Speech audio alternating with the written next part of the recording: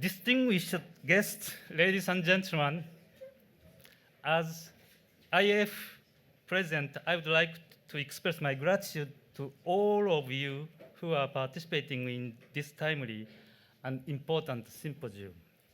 Why is it so important and timely? The IAF is dedicated to the spacefaring world cooperating for the benefit of humanity. We promote collaboration, sharing of the knowledge, and the recognition to the achievement in the space activities. We do this by providing a platform that brings together space agencies, companies, research and professional organizations to exchange a view and discuss opportunities to work together. Human space exploration is at the heart of the evolution of the humanity. If we stop the effort to challenge the frontier, we shall not be human beings anymore. Through the challenge to the frontiers, we can acquire new knowledge and technology that will lead us to more prosperous life. Our effort will also be a source of inspiration that make us more motivated and toward life. International cooperation is indispensable for human space exploration. It is an ideal opportunity for humanity to work together in peaceful coexistence. Through such a program, we learn how to cooperate. The experience of the International Space Station well illustrated this.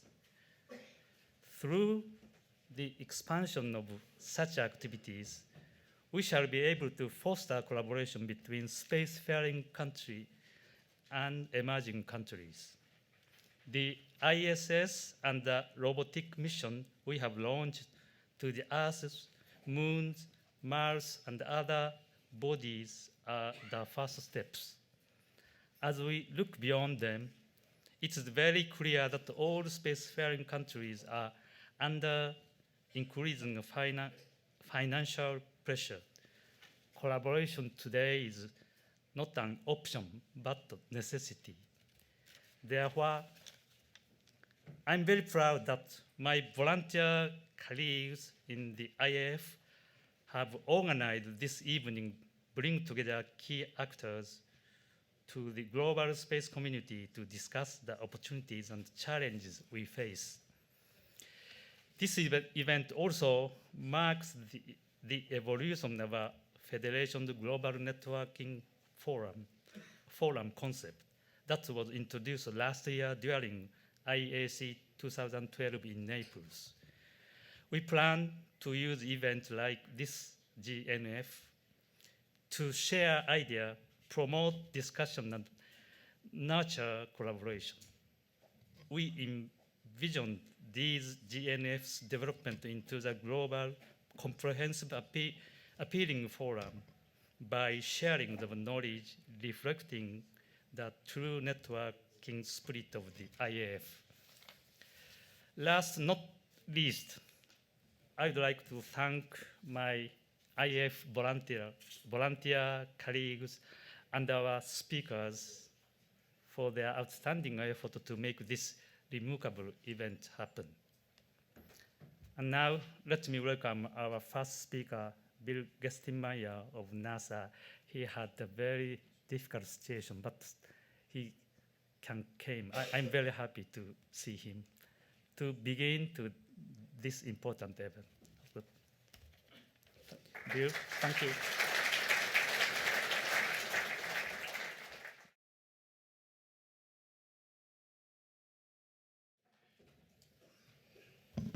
Thank you very much. It's my pleasure to be here. Maybe even more pleasurable than normal. Except it's scary when I walk down the hall at NASA headquarters and every one of my colleagues goes, "How are you going?" That was a scary thought to me, but somehow I'm here. So you have a great panel in front of you here that'll talk about some really good topics. And but I'll give you some things to think about first of all, and I'll say them in a kind of a frank, straightforward manner, in an idea that maybe you can challenge your thinking and think about some of these things, and then have some dialogues this evening, and then also think about future IAF forums and meetings where we can actually explore some of these topics in more detail. First of all, I would say the IAF provides a really strong forum to showcase and openly discuss future exploration strategies with supporting rationales. And I really appreciate the chance to get here to share some of my thoughts with you. We as governments, space agencies, and individuals, we all have plans, and we have lots of plans, and we've done many, many, many plans, but we're a little short on execution. And so we need to do the planning, but then we need to not forget about the execution piece and move into the execution piece. And I would humbly suggest the space station is a piece of that execution piece that is up and operating today. In the US, we also have a number of private proposals, and we don't have a real good way to assess, their viability, how they fit in what the government's doing. The private-public partnership is not as established as it should be, and I think there should be some dialogue on that and how we actually leverage off of what's happening in the private sector. Again, we see many exciting activities come from the private sector. Some of those maybe don't fit in a big strategy. They're more of a one-of-a-kind activity, but can we use that? Can we garner excitement? Or will they never really happen? Will they just be another idea that gets thrown out, pulls away resources, and actually slows us down? So we need to figure out a way to tie in that excitement that seems to be out there in the private sector. We also have program elements, hardware capabilities. We have lots of challenges. Resources are extremely tight everywhere.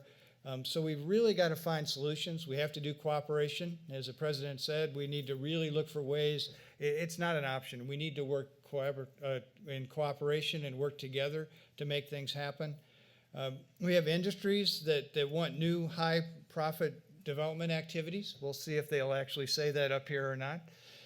Or they'll be more supportive of the government agencies, but they clearly want some new work that brings in new development activities. They're not so interested in doing the sustaining operations stuff. We got station built, and they kind of wanted to move off to the new thing where you can make a higher profit, get a cost-plus contract, get higher fee, and move forward.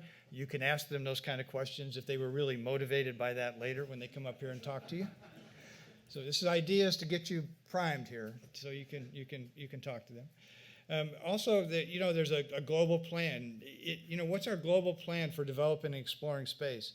This is a great forum to really start this discussion. We need to look at the applications of space. We need to understand what we really want to go do. The one thing that I find really good is on the crew that just landed in Kazakhstan, on their pin it says, "Off the Earth, for the Earth." And what a great phrase that is. For them individually, they were off the planet, but why were they off the planet? They were off the planet to bring benefit to each and every one of us here in the room and each and every person here on the Earth. So what an amazing statement, and that is actually on their little pin. And you also know that the last time there was a statement on a pin was Apollo 13, so there was a little trepidation about actually putting words on the pin other than just their names. But they broke tradition, and I think they gave us a very good phrase that we ought to try to use as a team going forward. So we need to show to our people that there is real benefit to space. That there's something that we're doing on space station that actually benefits folks every day. And we're starting to see some things in Earth observation. We're starting to see some things in the medical area that are really, really good. And we need to show station can play a role in exploration. We're going to do a one-year increment on board space station with our Russian colleagues. We've identified 16 measures that we want to really look at during that 1 year. 6 of those we've seen in the 6-month increments, but we've not really seen how the human performs on duration of a year. The Russians have flown many cosmonauts before for a year duration, but they really didn't look at the performance of the human in the detail that we have the ability to do now. So we're going to have to take advantage of station in those areas. And station is a tremendous resource moving forward. I also believe that station is really a critical resource. Sometimes it gets talked about as a choice. Do we continue space station or do we stop space station and then start exploration? I don't think it works that way. I think we need to figure out a way that station is that bridge to exploration. And only when beyond low Earth orbit gets established and the private sector has taken over low Earth orbit, is it then time to take away the government International Space Station, the government-supported International Space Station, to keep us moving forward? I got to see that in the shuttle program as we shut down the shuttle program with the idea that there would be a new program coming immediately afterwards. Immediately became several months, became several years, became maybe a decade now. And that's not where we want to be with where we are today. We need to have space station and be fully going in exploration as we move forward. You know, we're also starting to show that low Earth orbit, like GEO, has some economic potential. We're starting to see some companies that are interested in doing research in space. We need to explore that. So that next space station in low Earth orbit isn't government-funded research, but it's research that's supporting a commercial industry that can see real economic benefit from low Earth orbit and research and unique microgravity and unique observation potential from Earth. We need to make sure that that happens. You know, again, we need to build off the ISS concept not only for the hardware, but also for the governments and intergovernmental agreements.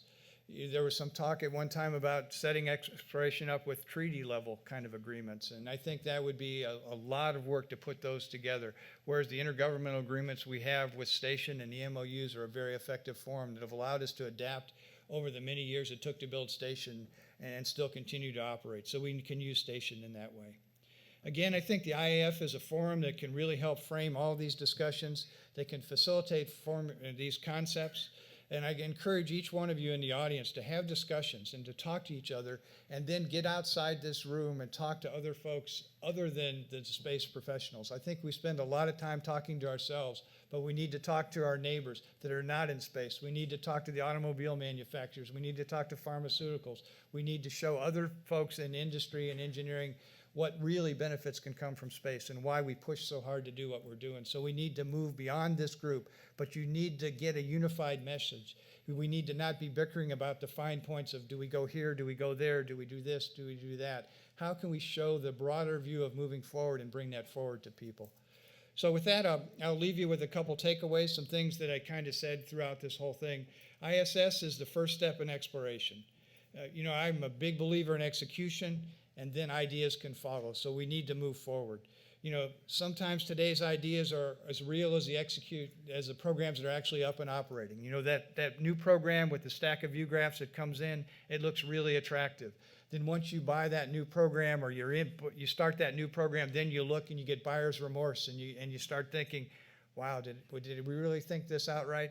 You shouldn't, then we give up on a program and then we start over again. If I look in the US of how many programs we've started and stopped, and if we could have just kept those programs moving, we would be well advanced in beyond low Earth orbit exploration. So we need to figure out a way that we stop this stopping thing that we can continue to keep executing, and I think ISS is that first piece.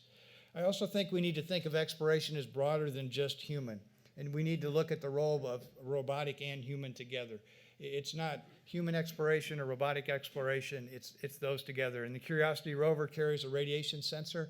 Its primary purpose for us in human spaceflight is to understand the radiation environment on Mars, which is tremendously important.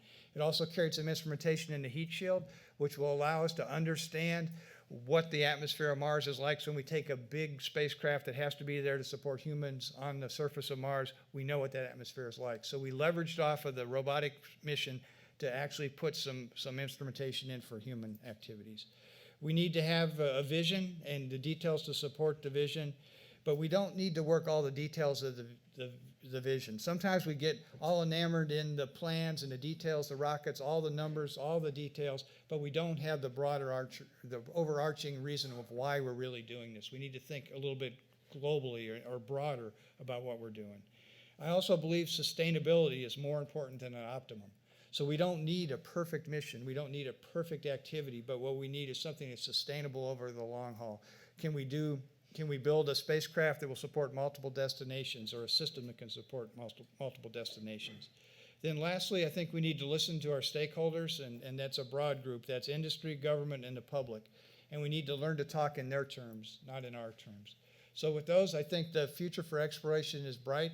I think you'll get some great ideas from these panelists that are up here, and I welcome some good dialogue after we get through these discussions today. So again, thank you for your time, your attention, your dedication. Exploration is tremendously important to every one of us in this room and to even those outside this room. Thank you.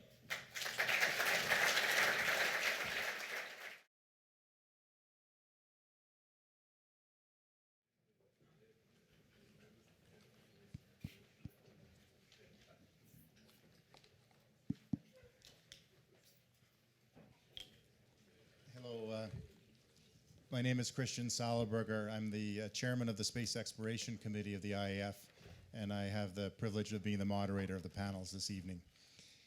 So just to let you know, the format that we'll follow, we have two panels. Each of them has 4 panelists, and the panelists will each make a brief statement to begin, and then we'll engage in some discussion. If you have any questions that you'd like to ask of the panelists, please write them down and pass them to the people that'll be collecting them on the sides of the aisles, and they'll be brought up, and we'll try and work that into the discussion as well. So the first panel tonight is on human space exploration objectives and priorities. And the panelists that we have for this is Shoichiro Asada, who is the general manager of Mitsubishi Heavy Industries, Jan Werner, the chairman of the executive board of the German Aerospace Center, Mark Sarangelo, who is the chairman of SNC Space Systems in the US, and Li Ming, who is the vice president of the China Academy of Space Technology. So welcome to the panelists.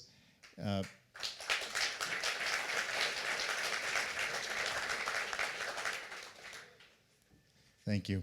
And we will proceed immediately with the opening remarks. And why don't we proceed across the panel? So, Asada-san, if you could please make your remarks.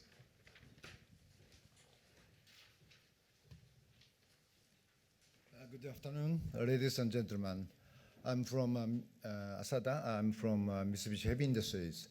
As you know, our company provides launch services by using Japanese workhorse H2A launch vehicle, and we contribute to the ISS program by providing Japanese experimental module and H2A transfer vehicle.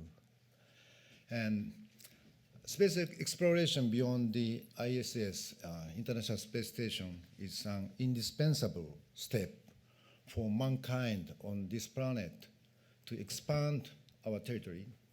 However, this step requires huge investment. It could not be achieved by one independent country, but through international cooperation. At the same time, space exploration to sustain mankind should be conducted by all countries together on this planet. Among them, the leading countries of space technology must contribute to the program of this grand project. We have already achieved the construction of the huge space base on low Earth orbit through international collaboration. International collaboration could allow us the evolution of our space technology. Various kind of thought, various kind of program management, and various way of design philosophy make the ISS program more robust, redundant, and reliable. And under this world finance situation, international collaboration is also becoming a key point. I believe Japan is one of the leading countries to initiate space exploration beyond ISS. Japan has already been contributing to construction and operation of the International Space Station with other leading countries. Japan's space industries, like us, have enough skill and experiences to provide various products and services to execute space exploration beyond the ISS. Especially, we'd like to contribute to this program based on the heritage of the Japanese experimental module, GEM, of the ISS, and the H2A transfer vehicle, HTV. Through these programs, we've obtained the technology to design the manufacturing the human-weighted space system and orbital transfer program systems.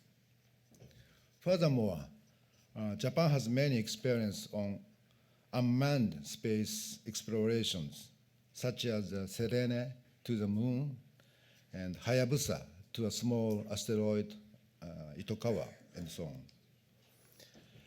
JAXA is our agency. JAXA is a member of the International Space Exploration Coordination Group, ISEC-G, as you know, with other international space agencies.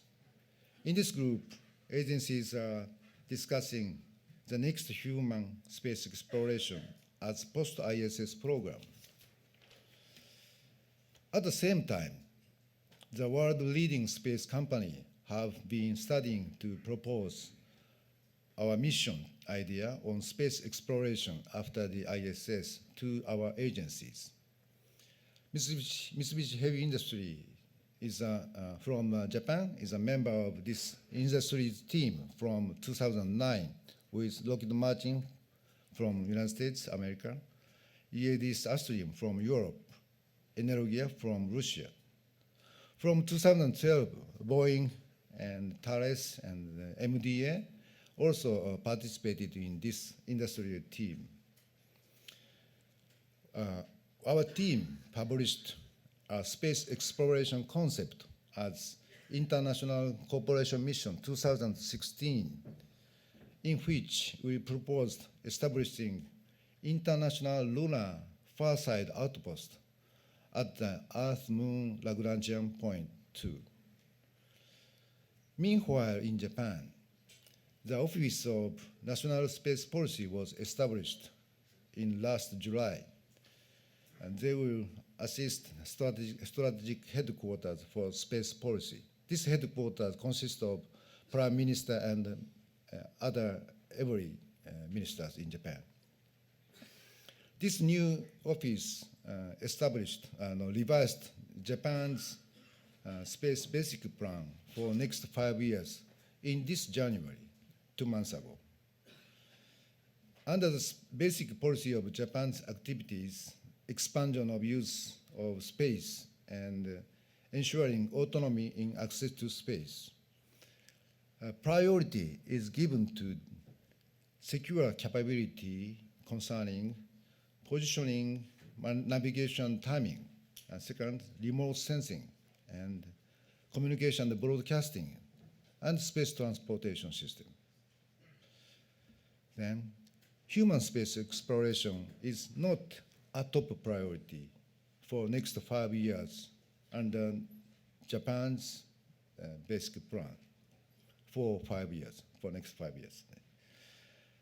I understand high priority will be given to the latest social solution, but I believe the preparation for the future is also necessary.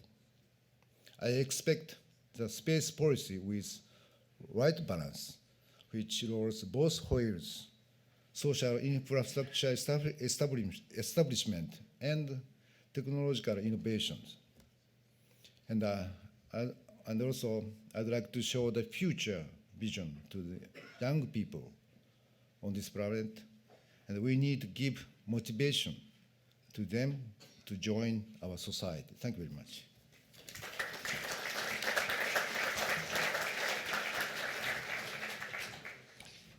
Arigato gozaimasu, Asara-san. Havana, please give us your remarks. Ladies and gentlemen, dear beloved astronauts, the title of this forum is Of the Earth, for the Earth, the Next Steps in Human Space Exploration. And for the panel, Human Space Exploration, Objective and Priorities. So it sounds easy. Do you all, as insiders, as space actors, feel the pressure of legitimation, space activities in general, or human space flights and exploration in particular? Humans are not free from very general errors. They tend to prioritize urgent matters in contrast to important matters. they tend to answer the question, what? What should we do? What are we planning? Rather than raise the question, why? And T.S. Eliot, the very famous philosopher, said, we will not cease from exploration until we come back to where we came from and see the place for the first time. Just two examples to explain my thinking, which might be a little bit cryptic, but I give you two examples, you might understand what I would like to say. There's a very famous speech of John F. Kennedy about space. Everyone knows it, everyone. And I start just quoting. I believe this nation should commit itself. And I don't continue with the sentence because all of you know what he said. What did he really say? His why was not science or technology. He even said, I'm not interested in space in a different speech. It was just political, to make the Americans proud. Another example, Steve Jobs. He did not promote computers and explained how excellent this computer is. But if you follow his speeches, he addressed always individual wishes, desire, and hopes, and then brought all of it together in an iPod, in an iPhone, in an iPad, and finally in the words, stay hungry, stay foolish. Our explanation should not be a legitimation by explaining our missions to get taxpayers' money, but our activities should be the answer on the why question. Not first we are doing something and then we are explaining why we are doing it and what is the benefit, etc., but we should do the other way around. So, why human exploration? May I remind you to another very famous quote. I know it's a trivial one, which to my mind gives a very positive impetus in this direction. And again, most of you might know it, at least the astronauts. To explore strange new worlds, to seek out new life and new civilizations, to boldly go where no man, and we would say no woman, has gone before. The next steps cover where, what, how, and who. ISS was mentioned already, shows a very positive answer to the who. ISAC and its sound roadmap for exploration gives hints to where. And I'm sure that we will answer the other questions as well. So what, when, and how. The basic intention is driven by our genes. By that, humans are interested in exploring new worlds since ever. Just the scale changed. Outside the cave, the next valley, the next continent, space. As it is not possible for each of us to go, although the industry is working on that, astronauts are our representatives in a hazardous environment exploring our universe on behalf of us. In conclusion, I quote, another quote, a TV commercial for antiperspirant. You know it? Nothing beats an astronaut. Thank you.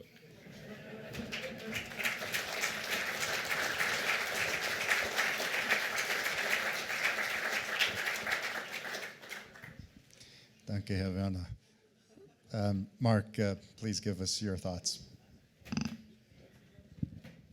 Well, my first thought is that I'm not following you again. Good evening. I'm Mark Sarangelo. I'm the head of Sierra Nevada Space Systems. I want to thank you for coming to listen to us tonight. This is a wonderful first opportunity, I believe, to bring together many different people from around the world to speak on this topic. Our company is one that has firsthand knowledge of many of these issues. I have two sayings in my office. I will tell you the first one. It says, not quite as famous as President Kennedy's, because I wrote it and no one knows it, but the saying is, nothing positive gets done by a pessimist. And while there's many negative things we could look at in our industry today, I choose to look at the positive, and I choose to run a company that looks at the positive. A number of years ago, this company and this organization was a bit of a dream. Today, we're 3,000 people strong. We do business in 24 countries, and we're at the forefront of several of the major space programs that are happening and have happened in the last few years. This past week, we launched our 425th space mission that we've been involved with. So we've had a long history, and I think what's driven us through that history has been the idea that you can make change, you can be positive, and you can decide to do something that is different. We have 4 operating groups in our space world. We are the leading provider of LEO satellites in North America and one of the leading providers in the world of that technology. We're one of the 1 or 2 largest provider of space components and subsystems. We, for example, did the descent brake system for the Mars Curiosity rover that landed on this past August. We're also involved in 2 very key human spaceflight programs. We're the rocket motor provider for the Virgin Galactic Spaceship Two program, and that program is soon to see its first flight. And we are, through a terrific partnership with NASA, we are one of the providers of the technology that will hopefully bring humans back to the space station and back to low Earth orbit. Our vehicle is called the Dream Chaser, and it is a lifting body piloted spacecraft that will take 7 people and critical cargo to and from the space station and from LEO, launching vertically and landing horizontally on a runway. But I'd like to speak about that program for a moment or two, because there are many kinds of courage in the world. There's courage certainly to start a business and be an entrepreneur and put your life on the line and other people's lives on the line with their money and efforts. There's courage to invite people. Many of the people who have come joined us have left their families and left their homes to come pursue this dream with us, and that certainly takes a lot of courage.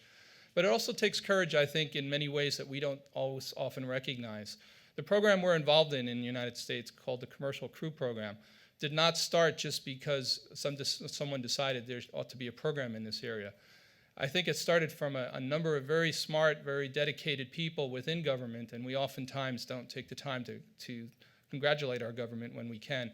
The elements in that government decided that perhaps it was time to look at a new way of doing business, one that could be tested, one that could be developed over time, and if successful, be proven and brought to the forefront. And that program is the one that my company is involved in with NASA, and that is the Commercial Crew Program. This is a very unusual and very different program in many ways. It is a public-private partnership, as I like to say. It takes the combination of NASA working together with industry and both making investments to move our programs to the next level. I believe that this program took tremendous courage on behalf of NASA and the US government to do, because it is not a traditional program. It is not one that fits the form. And many people had to put their reputations on the line to make that work. And I believe that we're showing that reliance has been very successful and very useful. Many of us have worked this program. There were over 25 company teams that have started, and now NASA is down to the final 3. And each of these 3 companies is showing significant progress. We are, for example, going to be flying our first vehicle this year.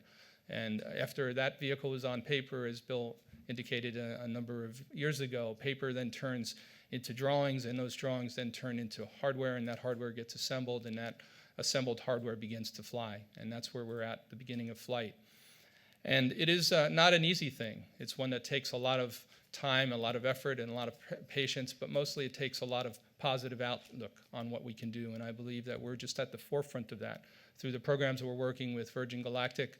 And I don't know how many of you realize, but there have been somewhere in the middle 500s of people who've gone to space since the beginning of space. There are over 600 people signed up for that program to start flying.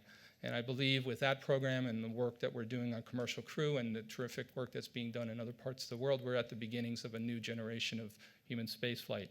Our business is not one that is based, while we're based in the United States, it is a global business. And in ending, I like to say that what makes us successful at the end result is partnerships. We have over 14 companies involved in our spacecraft program, our Dream Chaser program. We have now over 7 NASA centers and multiple universities, and we're trying to take the best of the best from around the world and build a vehicle that not only can service the NASA need, but also service the global need for human spaceflight. And I'd like to end with a second quote I have in my office, and it's one by Gandhi, and it goes that first, on any new venture, they ignore you, then they laugh at you, then they try to beat you, and then you win. And I believe that we're at the beginnings of being able to win to the next generation of human spaceflight. Thank you very much.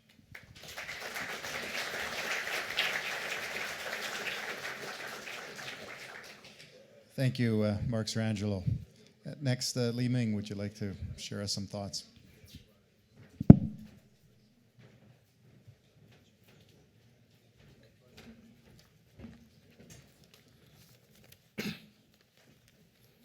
Thank you, Mr. Chairman, distinguished audience, dear colleagues. It's my pleasure and honor to be here as a panelist and to share my view with the distinguished audience. Flying into the space freely was the old dream of ancient Chinese people. In Chinese mythologies, Chang'e, beautiful ladies, fly to the moon, and the Kuafu, a gentleman, purchase the light of the sun. Those are all the beautiful legends of ancient China. And the engineering development of Chinese manned missions dated back to 1990s. Now we have mastered the key technologies for the astronaut recovery and the EVA, and also rendezvous and dockings. With the steadily support from the central government, we are developing Chinese space stations program, which will be finished the first phase of constructions around 2020. At that year, maybe it will be the unique manned infrastructure on the LEO orbit. I should emphasize that China welcomes all the nations, agencies, companies for collaboration in the manned enterprise. Talking about the global objective and goals, my personal views, I think we should consider it in a timeline or in a roadmap. In the near term, I mean for this decade, I think the priority is to fully using the facilities we already have, like International Space Station and also the other space infrastructure in the LEO orbit, and build our abilities and workforce for the next decades. And in the middle term, or before 2030, I think the priorities can separate into two categories. First one is to enhance our abilities in Earth orbit. The second is to expand our presence into the near deep space regions. I use the term near deep space region. That means the position like lunar gravity circles, Lagrange point, and also the near Earth object or near Earth asteroid. And in the long run, beyond the 2030, we may consider the more challenging possibilities, such as space solar power station establishment, and also the lunar base constructions, and non-landing round-trip Mars missions, and then the landing Mars missions, and etc. The human beings can get a very broad and very fruitful benefits from explorations. First, it is to fulfill our demands for curiosities with understanding through the science, research, and studies. Secondly, to develop new technologies, not only for exploration, but also very useful for our daily life and to promote the economy. The last, I think, this is to expand our living space and also build our abilities for all human beings to defend our planets from the collision and destroy of near-Earth object. So to reach our objective, I think the sustainable development, the political commitment, and also the global collaboration is very essential. No bird can fly higher and longer in a very lonely journey. So let's fly together. Thank you.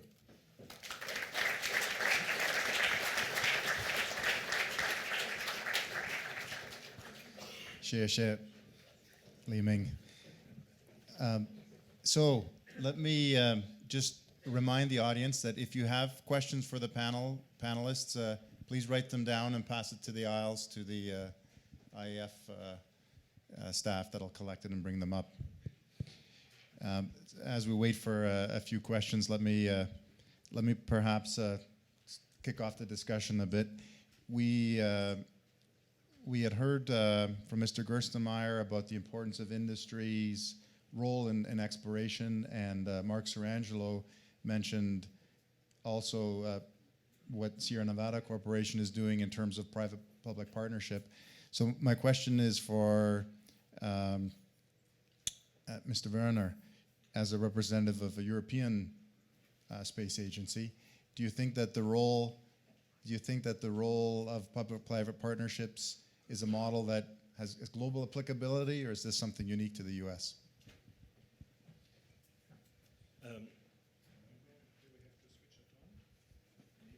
No, it's on. It's not an invention of the Americans, public-private partnership, and I sometimes say that PPP has two versions. One is public-private partnership, and the other one is public pays permanently. This is also PPP. But to give a little bit more clear answer, yes, public-private partnership is for space, for several activities, a good model for the future. For instance, for Earth observation, you can have a mixture of commercial interests and public interests. Very simple area, and DLR, the German Aerospace Center, successfully initiated a PPP in Earth observation concerning radar satellites. So this is possible. Now we are discussing about human space exploration, and the question is it also a model for that? And I doubt that exploration is a commercial interest. And I don't see that there is a company really investing a huge amount of money for exploring, really with the word of exploring other planets or moons. I don't see that. Because the question is, what is the return of investment? And the company always has to look to return of investment. So what the different companies are right now doing, although with touristic activities, etc., that's fine. I like it. And I think this is a perfect support of the question, what I said, why? Because the fascination and the genes of humankind to go really beyond the borders is not only a question of astronauts. It is, as I said, the representatives, but of course we, the stupid normal people, we would like to follow a little bit at least, even if we don't have the money for that. But so therefore I think this is fine, but for the real human space explorations, which I understand under the word of human space exploration, to go to Lagrange or to go to the moon or to go to Mars, the question of public-private partnership is really far away. There is some ideas, I heard about that, but let's see whether it can be realized in the near time. So I don't see that one. Thank you. Maybe Mark Sarangelo, do you want to respond to that? Do you feel that public-private partnerships for, I guess we've heard a view that is perhaps not really exploration if it's in low Earth orbit. Is that a step to real exploration? Is that a model that can be expanded? Yes, I would like to respond. I think I actually agree. And I think that one of the things that we have to look at is that the work that we're doing in our public-private partnership is not exploration beyond LEO. And I think there's a big distinction there. From the very beginning, when we started our program, the intention was to look at the LEO transportation both for tourism, as was mentioned, but actually from our company's perspective for servicing, for doing scientific work, for transportation to the ISS. And by relieving government from some of that activity, we felt that we could allow for different resources, both capital resources as well as human resources within government, to look at long-distance exploration. And we see ourselves as a facilitator for this, because it is true that if one is going to go back to the moon or to Lagrange or to Mars, it's going to take not only a government, but perhaps global governments to cooperate. And I don't believe that that is an industry perspective other than to support our governments in that process. However, low Earth orbit activity is something that can be done from a profitable perspective, from a commercial perspective, and in partnership with governments. Thank you. Let me ask the first question that's come in from the audience here.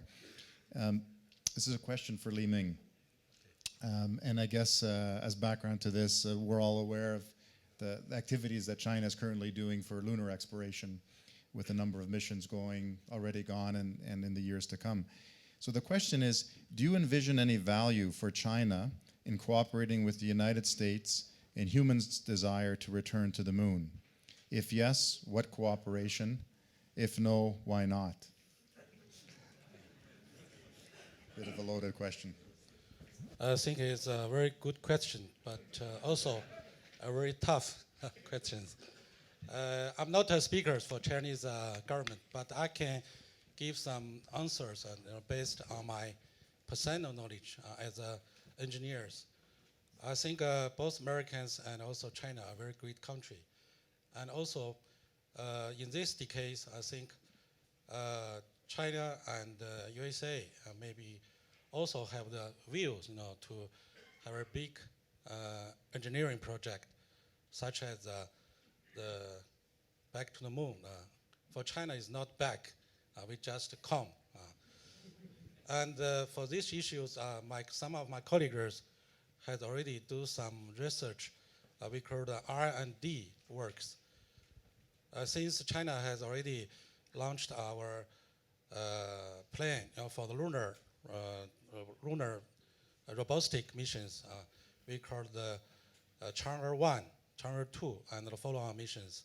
So in this decade, we will finish our robotic missions, including the landing and also the sample returning missions before this decade. And also, China will build this LEO space station, also finished before 2020. So it seems that the next logic step will combine these two technologies together. And so the next goal, maybe the lunar, but it's still under study as our R&D program. It's not a government ratified program. Only the manned space station program and also the Chinese lunar unmanned program was an official program supported by the central government. And for the collaborations to the moon, I think as an engineer, I think it's a very good dream. It's a very nice dream for both people from CAST and also I think the same for the people from NASA. I think the problem is not from China side, because I have heard that American Congress has passed a law. In this law, the collaboration with China, especially in the manned space, is forbidden. I don't know the reason, but I think there are many difficulties, not come from China side, but it's come from the USA. I have heard during the last year, I forgot the last year or the year before last year, there's a plenary session about the head of agencies. During that sessions, the audience asked almost the same question, but not to me, but to the head of NASA. I forgot the name, as Burden, Dr. Burden. And he said, personally, he would like to collaborate, but he couldn't do that because this is the law. So my question is, as an engineer, and also some of my friends in US, also they would like to have some kind of collaborations in the manned endeavors, in manned exploration endeavors. But the reality is very sad. So this is my question. Thank you. Thank you.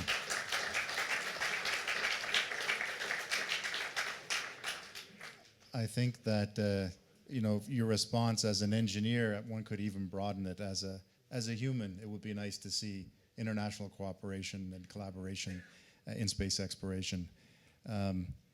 It plays to the emotion of nothing beats an astronaut, for example, that we heard. The question of the restriction of the legal regimes is, of course, important, which you've mentioned. And you bring one example up, but there are many cases we have internationally where there are laws in place that limit or restrict in some ways international cooperation. Let me ask an open question to the panel. Do you feel that this is a situation that's getting better or getting worse? Are we getting more restrictions on international collaboration, or is this something that enough time will pass and those restrictions will go away?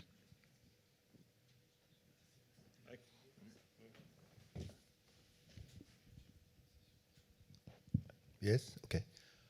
As I mentioned in my presentation, to complete an international space station with international collaboration, as I told you, we applied our way of program management, our way of design philosophy to the ISS, but the result is becomes very good, I think. This is one of the good results. We can make a much more good one to the another international collaboration. I think we'll go forward much better, I think. Thank you.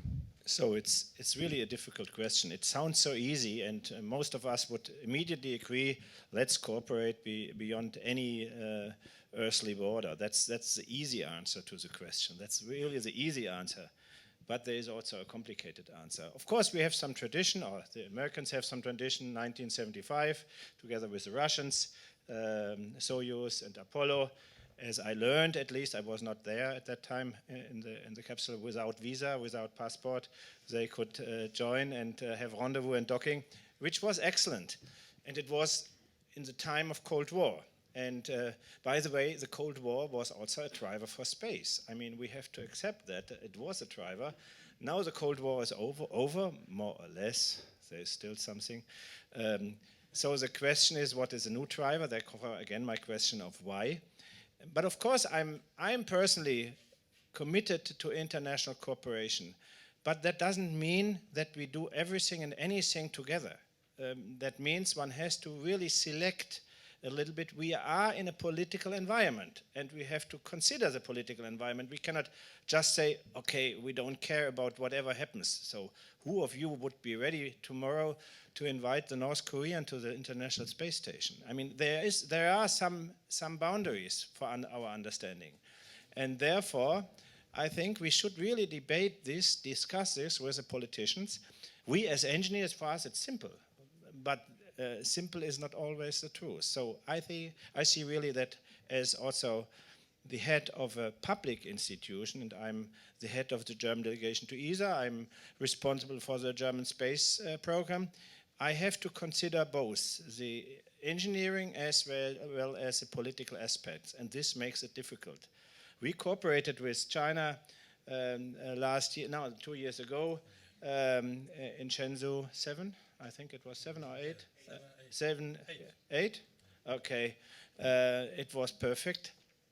But we know also that we cannot do whatever is possible. We have to select it. So there are still some differences from the systems, and we have to consider them.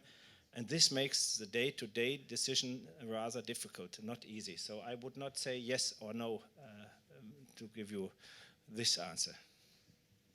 But by the way, just tell you another story. Augustine Commission was 5 years ago or something like that.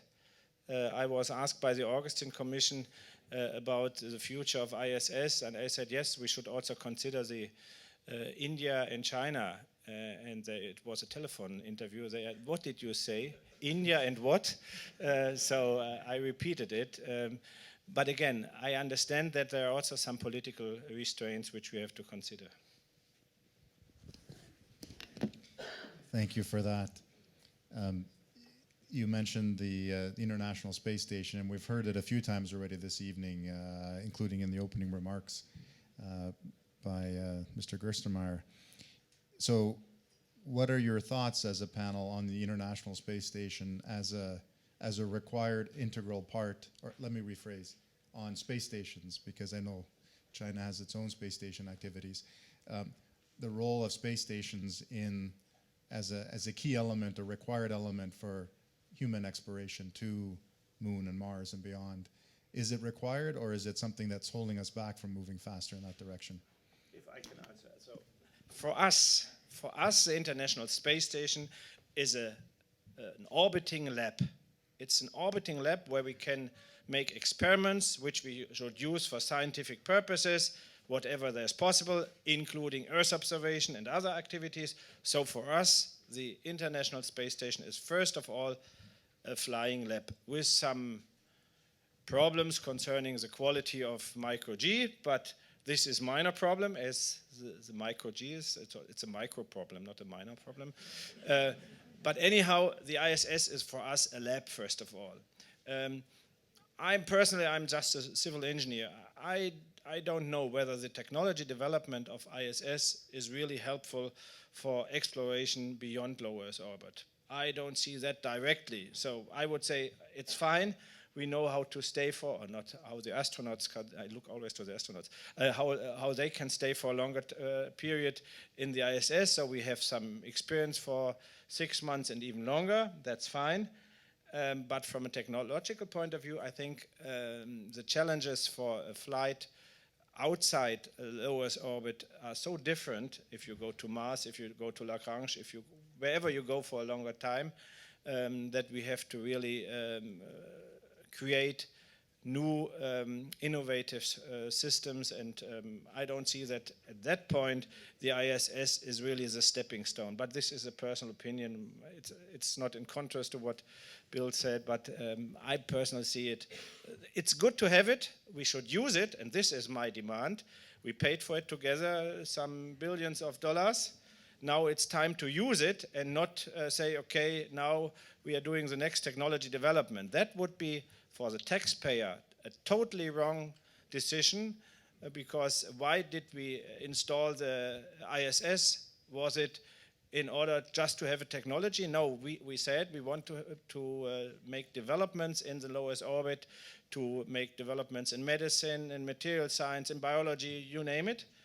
And therefore, now we have to do, for the next years, we have to do experiments on board and give some money, and not only Germany. Okay, thank you. But aren't you arguing against yourself a little bit there? No. Because if... Li Ming, please. I fully agree with the opinions of John. And since during our R&D studies, we also found that although the space station is a very useful infrastructure in terms of astronomy observations and micro-G research and some other utilizations, but it is not required, or it's not a must, for the lunar missions. You can, if you have for example, the heavy-duty launching vehicles, if you have the astronaut has been flown in the space for several days, that may be enough for the lunar landing missions. So in this term, the space station, Chinese space stations, is not a milestone for the next the missions beyond the LEO, but is really useful for some other missions. For example, the Earth observation, some astronomy observations. In fact, China Academy of Science, the scientists responsible for the selections of the payload for Chinese space stations. But for the lunar mission, up to now, is only R&D works.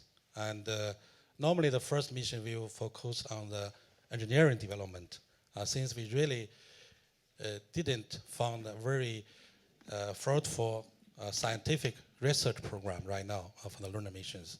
Okay. So I think the consensus here is a bit that space stations provide an R&D laboratory to develop and test technologies, but not necessarily part of the bigger plan. So presenting perhaps the opposite view, which would be... Bigger plan for exploration. Right. But could one, oh, did you want to present a contrary view? Slightly. Okay, please. Someone needs to.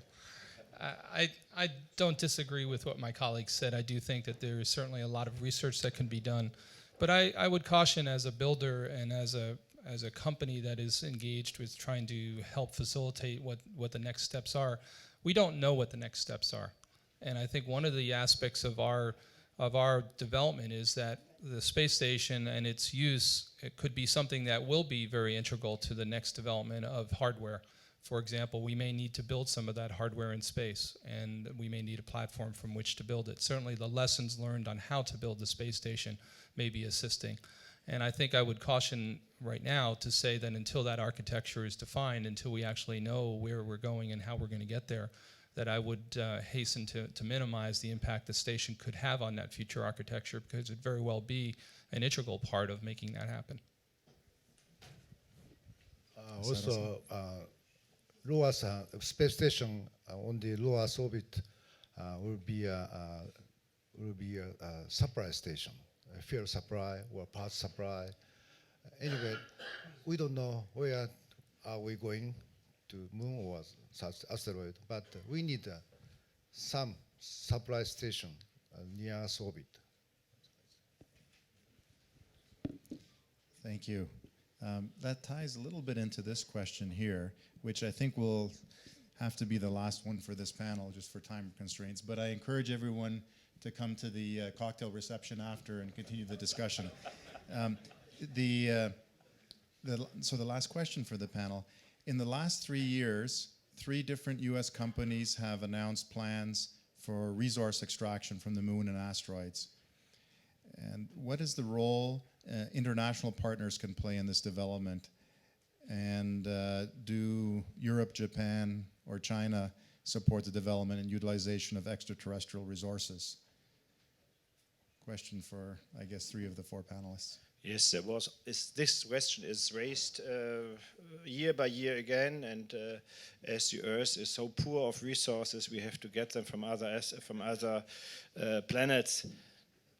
I have to say, excuse me, but I cannot believe that it's better to go to Moon, Mars, wherever to get any material, because it's so much more expensive to get it. We have it on Earth. I mean, there is so far no element which we don't find on Earth.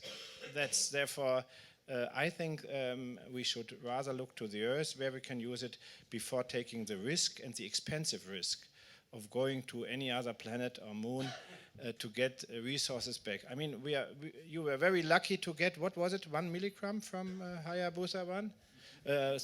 And the price per milligram, per kilogram, per ton, so it's a little bit expensive, and that's the same as with moon material. By the way, I know that NASA has still several, how much is it, tons? No, I don't know, from moon material. How much? 300? No, it's more than 300 kilo. Okay. That's what I wanted to say. There is still some 400 kilograms. It's nice for the research to investigate. And I personally was asked also NASA to give me some because I wanted to produce concrete out of it. But it's so difficult to get it. I want to check whether it's possible with some cement to make good concrete or not. That would be for a moon station, would be a very nice thing. But yes, much easier, 1/6. But again, to come to a clear answer, I don't think that getting resources from other planets is really a target we should look. I mean, exploration is much more fascinating to go there, to see what happens, to be on another planet or on the moon or on an asteroid or whatever with humans. I feel this is fascinating, and this is enough for me for the why. My idea is that the story is very attractive. And my suggestion is they can come to China to ask funding for them. But I'm afraid maybe nobody believes them. Okay. Mr. Sanderson. I have a question. Exploration becomes a business for a private company. If we have people who visiting Mars, 10,000 people a year, we are very interested in. But for the time being, I have a dream, such a situation. 100 years after, I don't know, but for the time being, we don't have any interesting such a business. Good, thank you. I think we'll end it on that. A good vision for 100 years from now, but perhaps not for tomorrow. Thank you very much to the panel.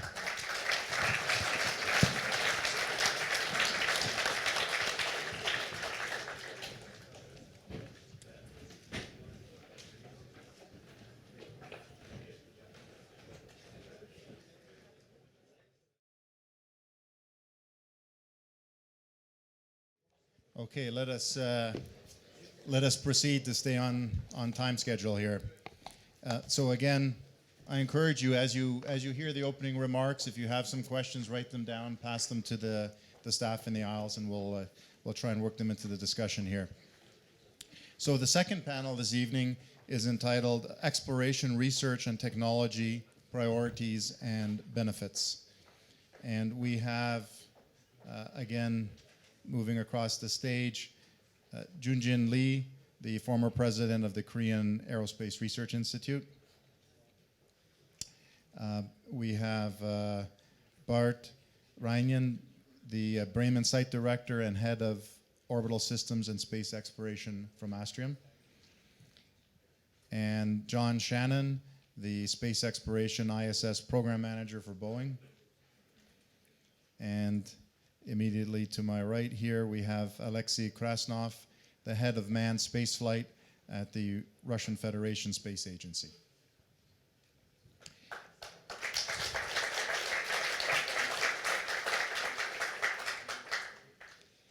So let us perhaps, again, just proceed in that order with the opening remarks. Junjin Lee, please. Good evening, ladies and gentlemen. I think I've been to the Napoli last year, so I am accustomed to face many of you. And also, I'm very glad to have a chance join as a panelist and also to present our Korean space program. You know, our Korea has started a space program quite late, only 20 years ago. And our Korean government has set a long-term plan of the space development. And based on this plan, we have pursued successfully development of almost 10 satellites as an Earth observation with a sub-meter resolution and also meteorology mission from 1995, and also the development of launching vehicle from 2002. The program of the satellite development have been successful so far, but launching vehicle program was in some trouble, and finally success in last January after 2 trials failure. That was my PT and my was the regression. And the program of the satellite will be continued, and also our the launching vehicle program to be continued. And as you know, our Korean space sector has been expanded relatively rapidly, and we had held our 60th IAF Congress in 2009 in Daejeon, where our institute is located. And recently, the Korean new government has started in last February, and they included as the national strategy more strong support in pursuing the space program. The major space programs are Koreanization of the second generation of launching vehicle and lunar exploration program. In our current long-term plan, lunar exploration to be in 2025. But the new President Park announced bring 5 years earlier than 2025. She announced two ambitious plans to us. So our space engineer become too busy. We have to work day and night. But this kind of a announcement to explore the moon to the young generation, they have a dream and hope for a realization.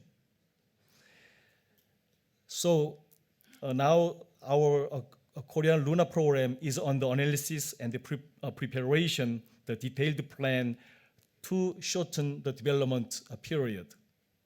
And our goal of lunar exploration is sending the lunar orbiter and the robotic lunar lander around early of 2020s.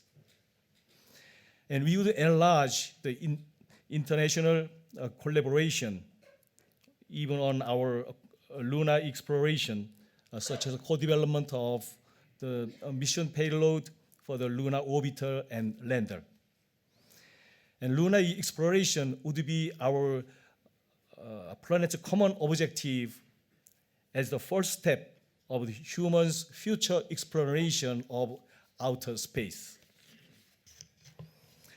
Therefore, this global network program would be an excellent opportunity for gathering our planet's efforts through our IAF activities in pursuing the peaceful space exploration. Another point we have to consider would be the extension of the value of investment on the space program.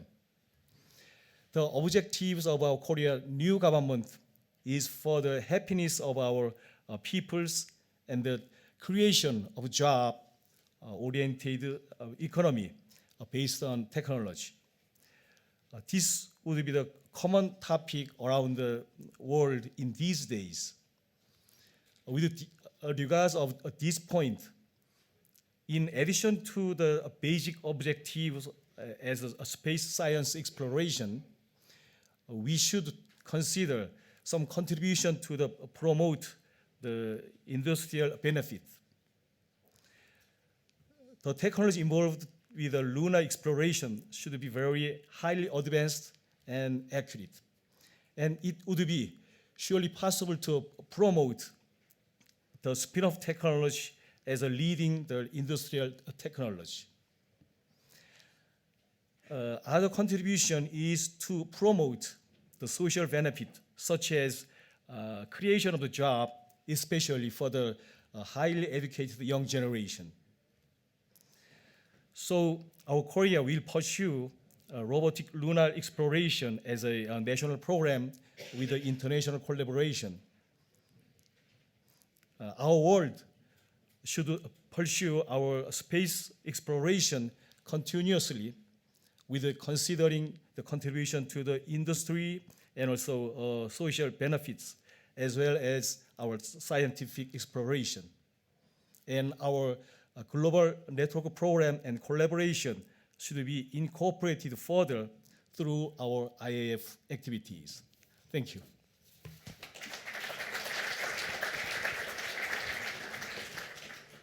Thank you, Joo-Jin Lee. Next, we have Bart Reinian.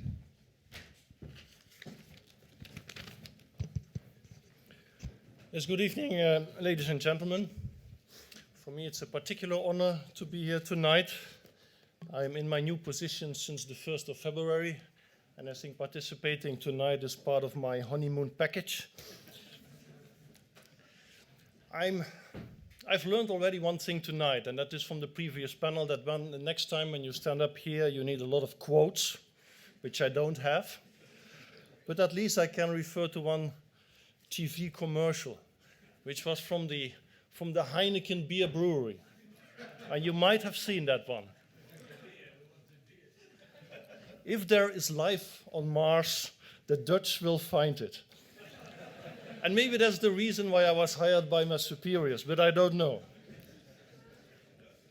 No, let's be more humble. I think in Europe it takes a lot of Germans, a lot of French, Spanish, Italians, and others in order to put our exploration ambitions into reality. And I think that's exactly where Astrium, the company I have the pleasure of working for, is all about. So, yeah, having said that, the question was about research and technology areas for space exploration. And my idea is to just, as an introduction, to share a couple of those with you, which I think are key for the future.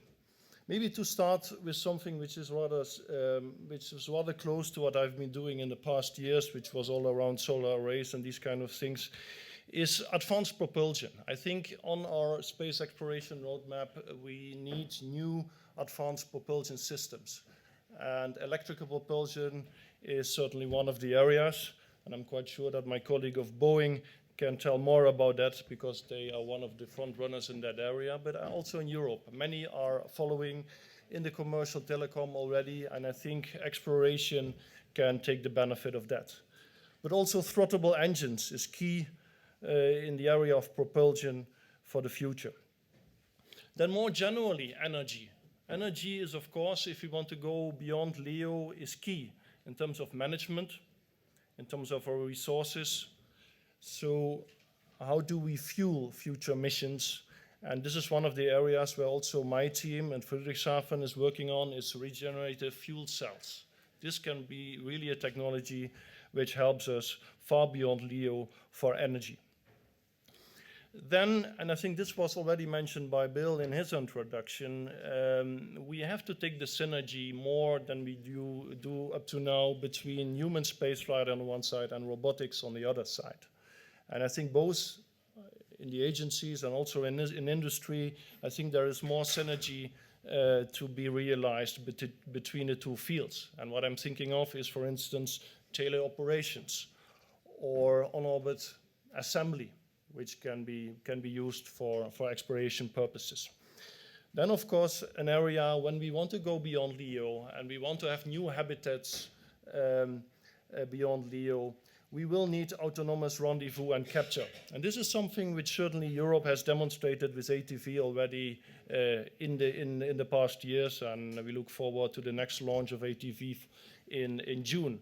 But this is rendezvous and capture with a cooperative environment. And I think in the future we will have to see as well into autonomous rendezvous and capture for non-cooperative destinations. Autonomous soft and precision landings will be key.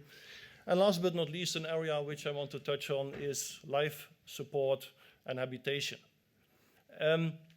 Closed loop support systems. We are again working on in Astrium to see how we can revitalize air, water, and waste.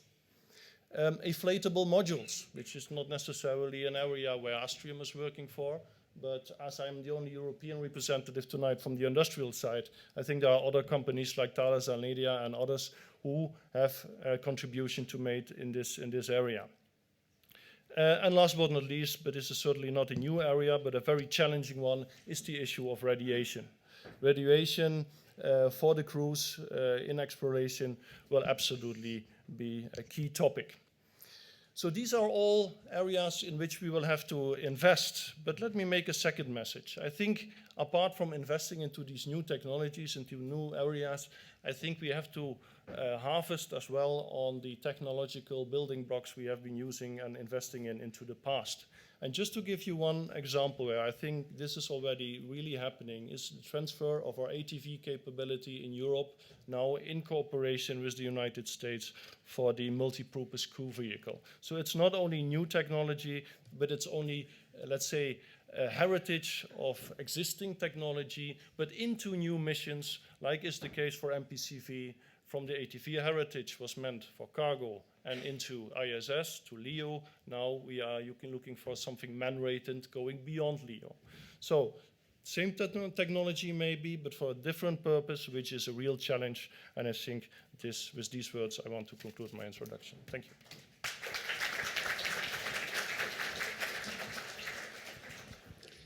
Bedankt, Bart. John, please. I came up too fast. Thanks a lot. I'm John Shannon. You may have known me from my NASA days. I worked 25 years basically for Bill Gerstenmaier. I've spent 2 months for Boeing, and I get to go to Paris. So I like the travel deal better on the commercial. Matter of fact, I told my wife before I came here I had to blow off a meeting with Bob Bigelow. It was on the same day as today, and I told my wife, I said, I'm having a hard time at work. I have to decide whether I should go to Las Vegas or go to Paris. And she had no pity for me at all, and I hope she'll start to talk to me again fairly soon. Bart, I've spent 2 months at Boeing, so we're on our honeymoon together, but we won't say that outside this room. So first time in Paris, I did the touristy thing today. I went around to various tourist venues, right? And I was struck. Most of them are related to war. And I was thinking about that and about how far we've come as a global community. And that's why I'm so proud to be a part of the International Space Station program, is as I looked at the participants in these wars and the Cold Wars only 60, 70 years ago, or even as recently as 20, 30 years ago, many of the same partners that now send their best and brightest to work on the International Space Station for the Earth used to be engaged in those wars. And when I talk to my kids, I talk a lot about that, about how the globe has changed since I was a child. Alexi's going to follow me here. And when I was a kid, we were not friends. We were not engaged in anything like the ISS. And I see space as an opportunity to be able to watch the global evolution that is occurring right now. And when we can engage in an activity as noble as the ISS, I think there's real hope for the future. So when I was working for Bill, he said I always tell him 3 things, right, when you come up to speak. First thing was how much I like being a tourist, so I checked that off. The second is why I disagree with the previous panel about why ISS is an absolute necessity for exploration. I do not think exploration, if we would like to get people back, if we would like to accomplish our missions, I don't think we could do it without the International Space Station as a precursor mission to those exploration missions. And then I want to talk to you about advocacy, because I am surrounded by the world's best evangelists over human spaceflight, and we need to talk about advocacy and how we talk about the ISS to make sure that people understand, because I think our advocacy message is muddled right now. And when I was brought into Boeing, that was one of the big discussions was hey, let's talk about advocacy. But I want to talk about why ISS is critical. And I see it as 4 primary areas that the ISS enables exploration. The first is just in the technology demonstrations, and we've seen some, there are hundreds of them, but we've seen a few of them recently that I think really resonate with the exploration community. The first is the robotic refueling mission, where we take a robot and we are able to do things that we have only been able to do with humans in space. We control it telerobotically to do things like taking B-nuts off and transferring hydrazine and things like that. That's an amazing accomplishment, and I think it's going to help us as we go into exploration if we can do robotic things to help the human succeed. We've done telerobotics from the ISS, where we've controlled things on the ground. Anybody that knows anything about exploration knows landers for humans are very expensive.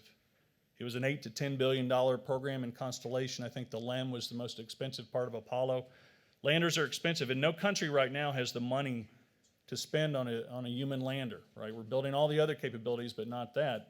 And I think a lot of it is because of expense. So we're going to have to demonstrate telerobotics. How do we control things on the lunar surface or on the Mars surface or on an asteroid telerobotically? And we're starting to do that from ISS. We're seeing things also from a robotic standpoint with Robonaut, where we do things that relieve the crew member of some mundane tasks. Okay, so exploration technology. The second of the 4 is that we're maturing our systems. You do not want to be out in cislunar space or on the way to Mars or to an asteroid, whatever our current goal is, and have something fail that is going to endanger your mission. You have to prove out that those technologies are going to work in an LEO environment. This is a culture change for the human spaceflight program. We have always been 2 hours away from Earth. Not during Apollo, but during the shuttle and the ISS programs, we're always 2 hours away. We can climb in the Soyuz capsule and come land. That is not going to be the case when we're flying around in cislunar space, flying to an asteroid, flying to Mars. You do not have that luxury of just turning around and coming right back right away. Your systems have to work. So we do things like the radiation monitoring, the advanced ECLS systems, things like amine swing bed, which we're working on to remove CO2. Those things can be proved in a space environment, which is different from an Earth environment, before we go send them out into an exploration program. The third thing out of the four as to why ISS is needed for exploration is the human health management. We're starting to see things with the human body over long duration exposure to space that could really be a detriment to an exploration crew. Ocular health, being able to see when they get back, you know about bone loss, bone density, those things. Those have to be determined, and countermeasures have to be developed, because the last thing you want to do is embark on your 2-year mission and then not being able to accomplish it because something happened to the pink body inside the spacecraft. And the last one is our op simulations and operations. We need to do things that show that we can operate the way we would like to, not in constant communication like we are with ISS. When we have year-long missions, when we have long comm outages, when we have other things, that we have the protocols already set up to know how to react to that and to execute in that time frame. So I think for those 4 reasons, if you do not have ISS, yes, you could do exploration, but your risk level in all those different areas goes up significantly. So ISS is a tremendous precursor. I'll wrap up. I want to say just a couple words about advocacy. Usually when I talk advocacy, I throw a big picture of the ISS up over the blue marble of Earth and the deep black of space and say, what do you see? And I think what you have to realize when you're talking about advocacy is that different people in different positions see different things. Not everybody sees the truss and the lab and the solar arrays and all that, right? They see different things. For Mark Sarangelo, he sees a destination.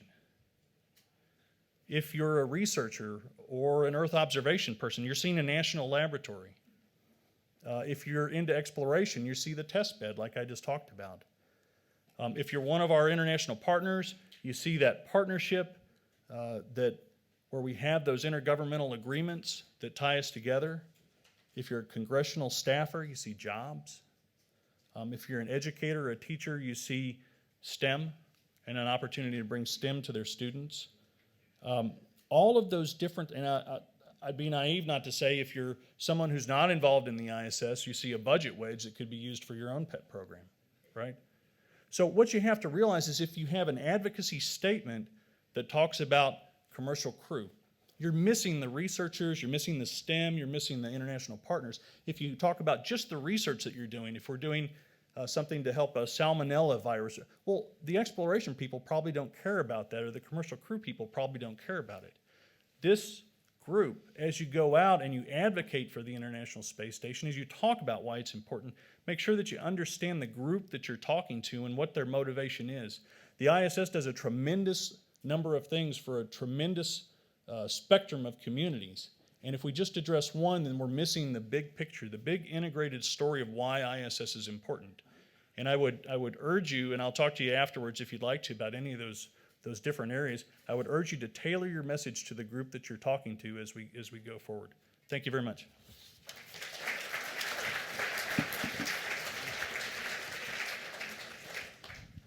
Thank you, John. Alexei Krasnov, please share us your thoughts. Good evening, ladies and gentlemen. I'm honored to be here and to speak in front of you tonight. It's an interesting topic we are talking tonight about is exploration. And since we are talking about exploration, I'd like to know that I am a head of human spaceflight for Russian Space Agency, as well as the ISS program manager for Russia. As sounds similar but not identical. And definitely I will start from speaking about the ISS, of course. As John mentioned, the legacy of ISS we already gained and what potential we have in our hands. Since I was asked not to use slides or any presentations, let's dream a little bit what we have in our hands. We, since we are talking about the human space flight, we have ISS only today, right? And we definitely understand that ISS is not an eternal facility. It will end sometime. And probably we will have more than 7 years. What we are talking about today is up to 2020, as agreed. What is beyond 2020 is a question mark. And we need to consider all together as a partners, participants of this international space project, unique one. Shall we continue on, and why? That's a very important question, why? What for? Why we are investing these billions of our national currencies to this space project? And what we are gaining? Definitely today we matured to the point when we are talking about the utilization of the ISS not only for science. That's a very important, very interesting, a basic understanding why we are flying into space with humans and performing a bunch of experiments. However, we also are learning how to operate space station. We are learning how to build up our capacities in sustaining engineering and the support of the basic systems. Within our project, it's almost 2 years ago, no, it's a year and a half in Cape Town, we agreed among partners that we will set up a working group. It's called, very similar to ISECG. It calls IEWG as the partners of this ISS project. We, among other stuff, are clearly directly related to ISS. We decided to consider how we will use additionally ISS for the purposes of exploration. And we composed a list. I have it here, and I purposely decided not to read it because it will take the rest of the time. The list of technologies what we can train on the ISS for the benefits of the exploration. That's interesting. That's another facet, or another side of the utilization of the ISS. Very important one. And next, what we are thinking about is we are limited. Definitely, we are limited in time. Because if we are talking 7 years, it's really a very small period of time. Hopefully, we will have more. By that time, when ISS will be decommissioned from the orbit, we need to have something in our hands to switch, as we switched in my history in the Russian program. We switched from Mir space station to the ISS with the substantial overlap. We build up capacity, and we cannot lose it, because if we will stop and prepare ourselves for another very important, very good project outside of LEO, we will lose this capacity. That works this way only. Industrial-wise, and industry, I believe, will support me in this judgment, because, and I believe NASA has a very unique experience when they decommissioned Space Shuttle, how many manpower was lost. Therefore, we need to build up capacities in the human space flight. And I will be straightforward, even dealing with the human space flight program only. I will tell you that, in my view, robotics and human space flight shall be in a very close conjunction when we are talking exploration. It will help us. It will save time, I'm sure. Not be arguing among the space communities who will be afraid of some expansion of the human space flight on the sake of robotics, of course, and vice versa. And destination-wise, what we are talking about, yes, we've heard about the Lagrange point 2, Lagrange point 5, by the way, as well. That could be a model of traveling between Lagrange points. That's possible, but ballistic allow that. And we know that now our NASA friends, they are building up their capacities in the launch system. They are building the vehicle. We are building the vehicle as well. Therefore, again, I'm getting backwards to the timeline we are in, and it's very short. And we need to be very precise, and we need to be very cautious in our decision making. I don't believe we have a luxury to have one step forward and two steps back and then moving this way. We need to be very precise. And since this short presentation, opening remarks, I will tell you, I'll have a quote, of course. And the quote is very simple.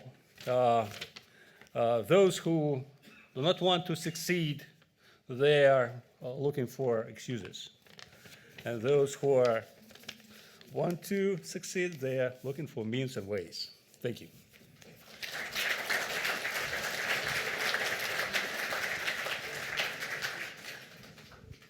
Spasiba, Alexei Krasnov. We have a few minutes for some discussion and questions, and perhaps let me kick that off with a question for John and Bart as the representatives on the panel of industry, or as John says, the honeymooners. As representatives of two of the world's largest companies involved in human space exploration, what are your views on R&D, the required R&D? As Bart said, we need to invest in these new technologies, and we can all agree that R&D is required. What are your views on how that should be funded? Is this something that industry should fund and then recuperate after, or is this something that agencies should pay industry to develop? Let's see if this works. Yeah, it does. Maybe the answer to that question is just yes. No. But I'm honest. I think it should be both. And I think let's start with saying that already industry, of course, invests a lot into R&D. It's not at the moment that we're saying we are relying only on agencies to invest. We invest both. And my message is that this should stay in that sense for a long time to come. Which does not mean that there will be different areas where industry can take a bigger role. But there will also be areas where agencies will stay in the driving seat to invest. I mean, in the end, I think Bill mentioned that in the beginning. I mean, industry is there to make profit. Not huge profits, as you said, but at least profits, because only out of these profits, we can, of course, invest into R&D. If we don't make any profit, we cannot invest. So then in the end, it comes to what is the business case behind it? So if we invest, what can we earn back with it? But we see already that areas are changing. I mean, who has thought about commercial investment into ISS 10, 15 years ago? At the moment, we are doing that. Maybe this can further increase in the future, and I think it should. But I mean, also at Astrium, we are, for instance, taking together with NanoRex from the US, we have a commercial endeavor in seeing how we can do microgravity and all kind of exercises in ISS commercially. So it can be done, and it depending on the areas, but in the end it should be both when we want to extend our borders, and that's what we try to do in exploration. And there I fully agree with Jan Werner, that it means that agencies shall be in the lead. But it does not mean that in other areas R&D should not come from industry. John? Well, so I spent 25 years as a NASA guy, right? And the beauty of that is you can just kind of go look at anything, right? And it's been a little bit of an adjustment period for me coming over to Boeing. Boeing is an enormous company, right? That's diversified across many, many different things. And you have to show the business case. And there is a tremendous opportunity for investment there, but again, you have to show that it's going to lead to something, much like Bart had said. I think it's interesting though, right, is that NASA has the opportunity to do a lot of research and development, and then as those things start to mature, because NASA doesn't have that business case requirement, then that can be turned over to the commercial side, and then it can be really developed and maybe optimized, and you can do things that maybe the government is not set up to go do. You also have to understand there's differentiation between companies out there. A Boeing or a Lockheed Martin or some of the others, since they are across many, many different military and commercial applications, they may be unwilling to take as much risk as a company that is solely doing one thing. And if that company is doing one thing like spaceflight, well, if it doesn't go well for them, they'll go out of business, and then that's that, you know. But if Boeing or Lockheed Martin or some other company that is diversified has a problem like that, well, that is going to spill over into other areas that they may be engaged in. So the level of risk taking that different companies can take, I think, is very different. So I think that you have to take things on a case-by-case basis. Things like solar electric propulsion, you know, we're very interested in. Things like pulling together different opportunities to build beyond Earth orbit systems, we're very interested in. But we have to be able to show the business case, as you would expect. So to clarify, did I understand correctly? Your view was that larger diversified companies would have less of an ability to put at risk than smaller. It's interesting, right? It seems almost counterintuitive. It is, because those companies can probably bring more capability to bear, so they're able to do that. But I think that the risk discussion is very different for small companies versus large companies, and what level of risk. We'll see that in contracts as well, right? As we look at different types of contract structures and what we can do with the government, I think it's very different between companies and the level of risk companies are willing to take. Thank you for those thoughts. Let me perhaps ask the representatives from the agency side your views on funding R&D, and when you fund R&D in the area of exploration, as you've done, do you require the return from that investment to be only for the specific exploration mission, or do you require industry to try and leverage that into other spin-off applications or terrestrial applications? Is that part of the equation, or are you only focused on exploration when you make those investments? I'll tell you that basically today it is investment, clearly.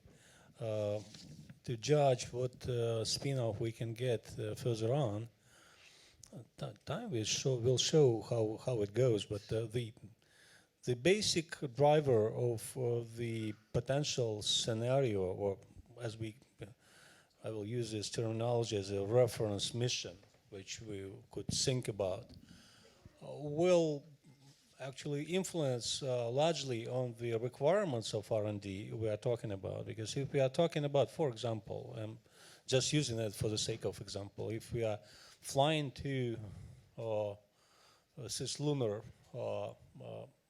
L2, for example, for 2 weeks, that is one ECLIS requirement for life support systems for requirements, which might be good enough what we have today on ISS. And by the way, we arranged within our partnership, started this work to assess, having in mind different scenarios or reference missions, how mature we are in the different fields, what we can use just from the shelf, off the shelf, as we are using it on ISS, and what we need to develop further, what we need to enhance, because we have some downs of the sustainability or reliability or efficiency. And therefore, that is how R&D for exploration is being arranged. And clearly, the return on investment will be later on. Thank you. Thank you. Yeah, like the Korean case is our CAR is a institute. We are getting the fund from the government, and also we need agreement from our National Assembly. And during such the process, we need a kind of a opinion from the peoples and opinion from the journalists. So also even such a very the recent development or such a short history of the space technology development, we have to consider kind of such a whole system, not only for the space science. So we have to consider for the enhancement of our as I mentioned, the social and also economic effect. So there is some complicated, but anyway, even like our engineers, we think about there also some industries, cooperation, and also their survival with us together, because industry and institute and I think agency same as a common for the pursuing our space technology development. Okay. Thank you. Thank you. Related to this multi-use of technologies is this sometimes division between human exploration missions and robotic missions. And we've heard from Mr. Gerstenmaier the importance of linking those two and having them as part of the program. Let me ask a question here that was submitted by Roger Bonnet, the former ESA science director. He asks for the panel as a whole, is it possible to lead a successful robotic exploration program based on lessons learned and the success of the human space program? Can you use lessons learned from the human program to run a successful unmanned space exploration program? If that goes without saying, it's yes. And we, as I mentioned in my opening remarks, I am a strong believer that for exploration purposes, we can first of all gain from our experience. Lessons learned we gained from ISS. We progressed a lot with understanding how to work within the different technical systems, different technical cultures, of course, and how to merge capacities within such a unique and complex project like ISS.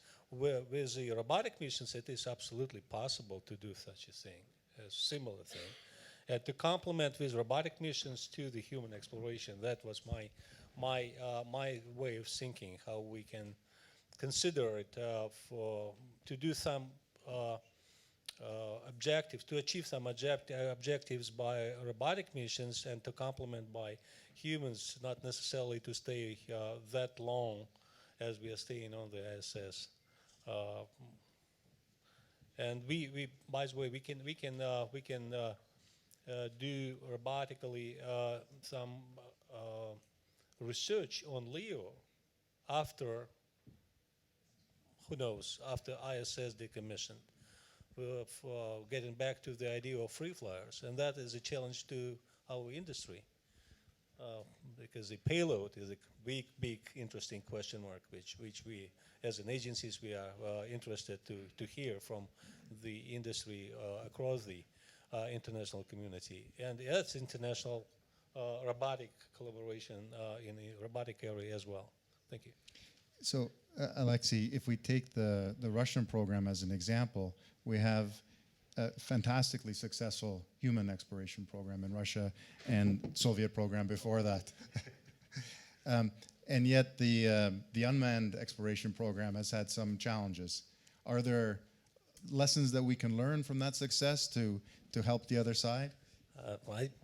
I'll tell you frankly, I learned one lesson that I am being severely criticized by my management, that I am spending too much of the funds for human spaceflight rather than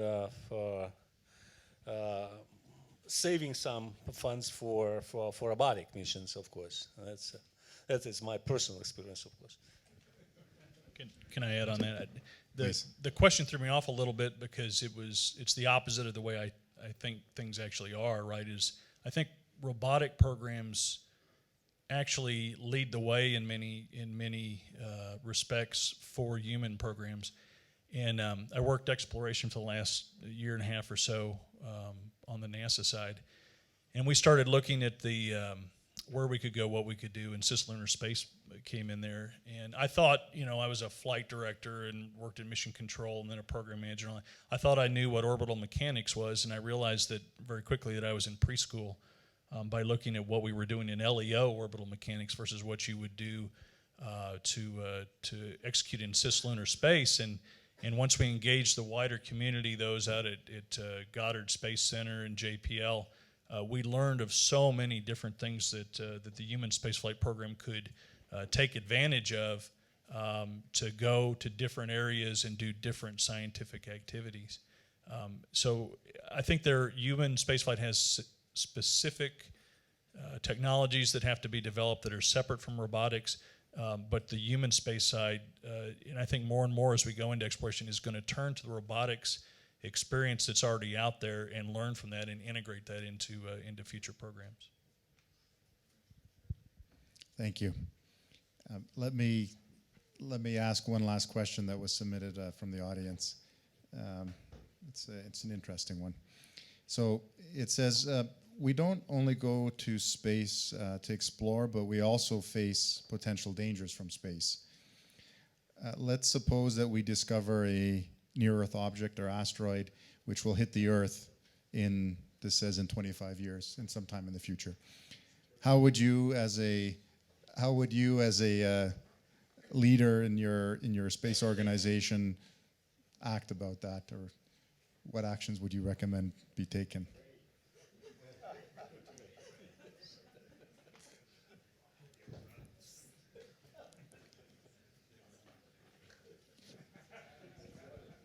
Apparently the difficult questions come to me. What shall we do? I mean, this topic is not new. We have recently seen that in Russia. So I think we should do the same, and I think we're already starting to do so, like we do with issues like debris removal, which means to invest into concepts which can bring a solution. And I think this is what we are doing, which we have already started right now, and to further elaborate on that, and then pick the proper and the most successful solutions and put them into practice with in-orbit demonstration and put a real roadmap in place. That is what I would do, and fund the program and have it done. So you say we've already begun those activities. Do you feel we're doing enough, that we're prepared for that? No, I think in exploration we are never doing enough. I mean, in the end, it always is a budget issue. But I think here we have to set the proper priorities. Whether this is one of them, this is to be discussed. But I mean, what happened recently in Russia, at least puts the issue back on the scene. And what you said was 25 years away. So I have absolutely full I'd look forward to the funding bump. That would be nice. But after that, I have absolutely full confidence that we would be able to pull together to provide sufficient planetary defense if we had 25 years to work on it. We got to the moon in less than 10. We have the capabilities, I think, across the international community to do amazing things. It's a funding discussion and making sure we're prioritized and not being redundant. And I am fully confident we would be able to do something for 25 years. 2 years from now, then I think we're into your solution set. Thank you. A global threat like that would produce a funding bump, but perhaps even a bump for international cooperation. And so from that perspective, it would be interesting. And I echo perhaps the IAF president's opening remarks, where he said international cooperation really is crucial for space exploration. In any case, with that thought, we'll end this panel. Thank you very much again to the panelists.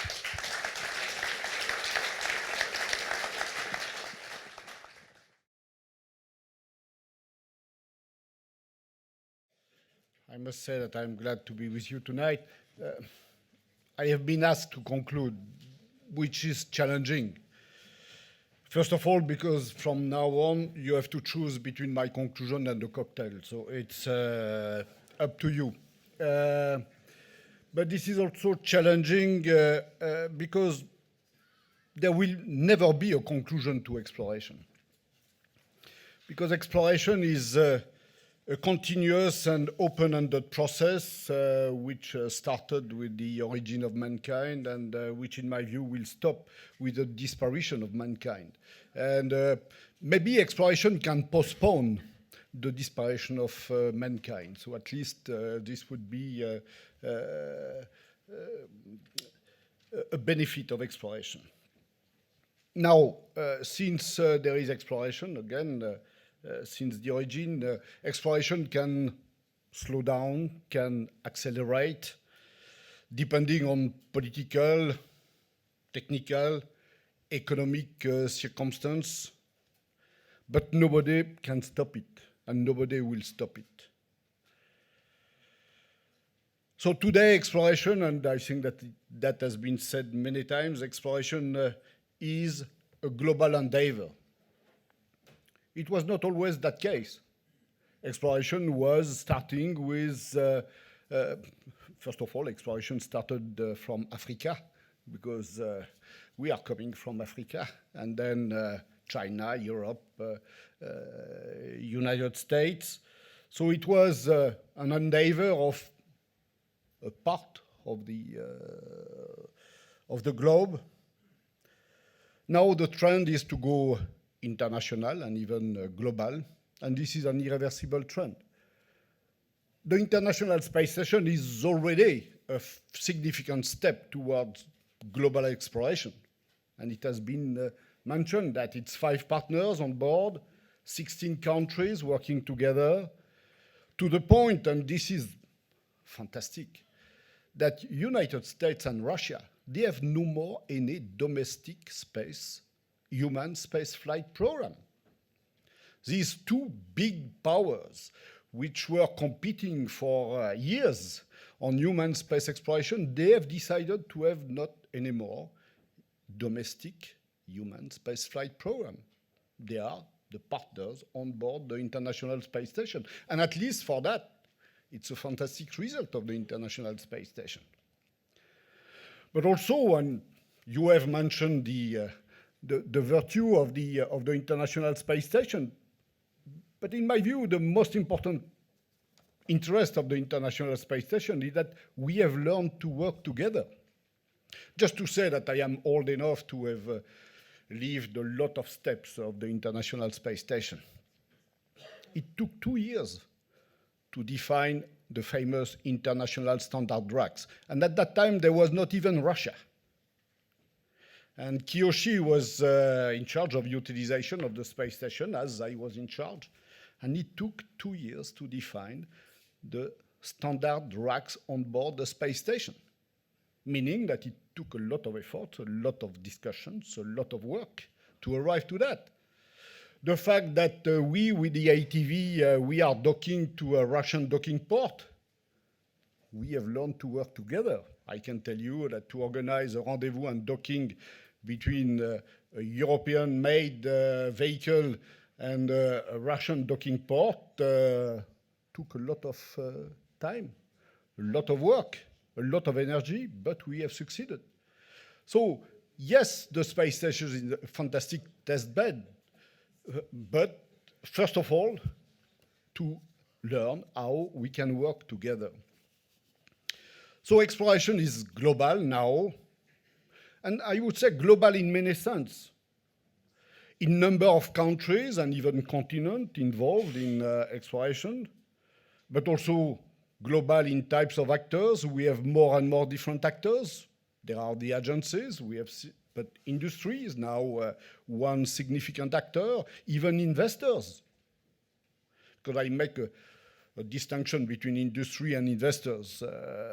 Investors may be different from the industrial companies, but this is different actors. In size of actors, we have now, exploration is not only for the 2 big space power now. It's different size of actors. Big countries, smaller countries, big companies, smaller companies. And even, and it was mentioned, that global in the sense that the borderline between human exploration and robotic exploration is less and less well defined. We are speaking of one exploration, be it human or robotic. So it's a good trend because exploration deals with the future of planet Earth. There are still progress to be made. It's not yet global. There is still countries and continents out of the exploration. There is still actors out of the exploration. And among the actors, I would like, and I shall come back to that, there is the public. The public, let's say the citizens in the street, they don't feel involved in exploration. And I think that we have to try and make them not anymore spectators, but actors, because that would also make the difference. So because exploration is now a global endeavor, it's clear that progress are slower. Because as I said many times, it's always easier not to cooperate. And unfortunately, cooperation is always slower than competition. It takes time to cooperate. And at ESA, I can tell you that we know that. Very successful, but it takes time. So cooperation is a slow process, meaning that today you could have the feeling that we are spending our time much more in meetings, conferences, and talks on exploration than on missions for exploration. I must say this is just a feeling because there is a lot of concrete missions which are made for exploration. Just to take the last year, just 1 year. We are delivering continuously benefits from the International Space Station, and we had a very useful symposium in Berlin last May, showing all partners showing the benefits that we are drawing from the utilization of the space station. The demonstration made by our Chinese colleague on the rendezvous and docking between a vehicle and their station. Curiosity, arriving on Mars and roving on Mars. The recent agreement between ESA and Roscosmos on ExoMars. The arrival of commercial services to resupply the International Space Station. The decision of NASA and ESA to cooperate on the MPCV. All these, this is progress and concrete steps made towards exploration. So we are not spending only our time in meetings and conference. We are also working, just to make you feel that we are not only, again, talking. So all these steps are contributing to exploration. And this is true that we have to go collectively beyond discussions and conference. And we have certainly to build, as Alexei was saying, that we have to build the steps towards beyond 2020. Which are the scenarios beyond 2020? So there I would like to make a few remarks on how I see the beyond 2020. I shall not give you a scenario, but the three most important aspects in my view. First, no use to try and agree among all partners on everything before each of the partners can proceed. That if we are doing that, yes, we shall spend our time in meetings and conference and talks. So we have to accept that any partner can proceed concretely with a smaller group of partners. And proceeding with a smaller group of partners does not mean that these partners are against a fully global approach. It means just that they are taking steps and concrete steps towards exploration. Exploration is open to all partners, provided each partner can bring its contribution, and if possible, a unique contribution. I shall come back to that. Meaning that to provide a unique contribution to a partnership, you have to invest. You cannot be a partner for free. There is no partner for free. You have to invest and you have to demonstrate your capabilities. You have to demonstrate your technologies and you have to demonstrate to your partners what you can bring to the community. And this is the reason why the partners, they can start to work. So this is the first message. The format for cooperation must be as flexible as possible among the agencies, but among the industrial companies, among the different actors. And no one should feel sorry to do something, because we have to do something. Second remark is that the destination is certainly not an issue for me, and certainly even less a discriminator. Anyway, all destinations have to be explored. Starting by planet Earth, by the way, because we have still to explore planet Earth. But low Earth orbit, geostationary orbit, Moon, Mars, asteroids, we have to explore all that. And we have to accept that the interest can be different among the partners for different destinations, depending on their capabilities, depending on their resource, depending on their aspirations, but each destination has its own interest. And by the way, and I shall come back to that, all what I am saying tonight is based on my experience concerning ESA. If I had to choose one among a lot of destinations, no way to find a solution.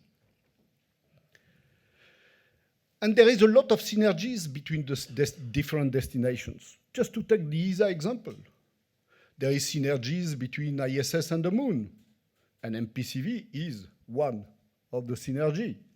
We shall go to the Moon with the service module that we shall deliver to NASA thanks to the agreement on ISS. So at least this is a clear link between ISS and the Moon. Between ISS and Mars, the follow-on of Mars 500, the simulation that we have done near Moscow with our Russian and Chinese colleagues, we may use, and I hope that we shall use this International Space Station to make another step towards human spaceflight, simulation of human spaceflight to Mars. There is synergies between Moon and Mars. We are looking at how we can use the drill that we are developing for Mars exploration to use it for Moon exploration.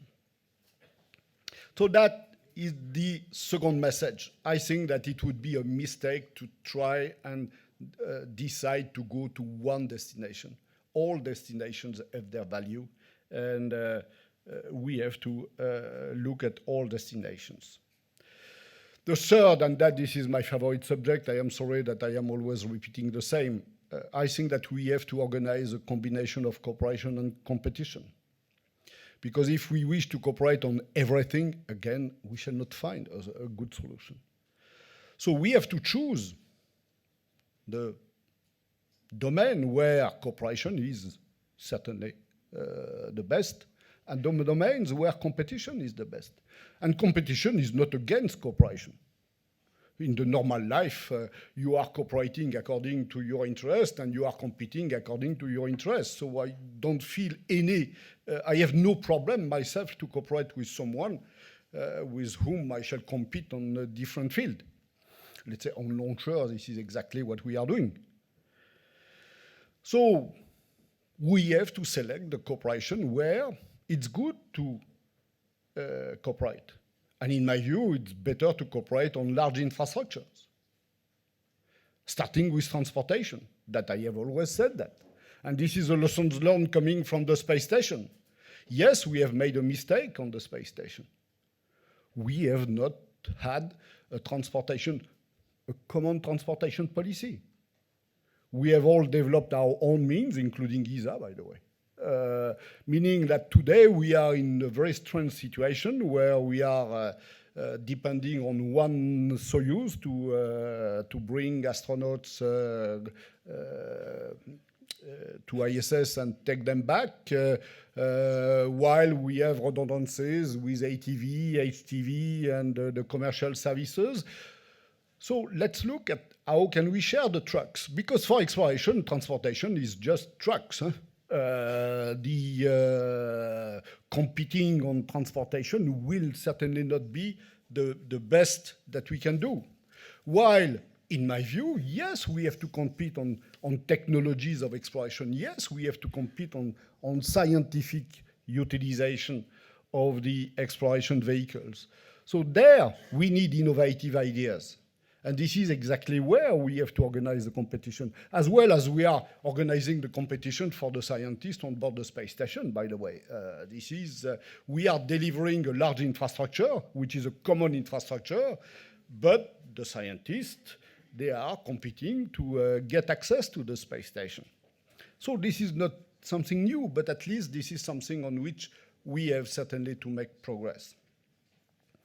And coming back to the public, I think that we have to try to give an opportunity and propose competitions to the public. I think that the best way to make them actors rather than spectators is to propose some competition to them.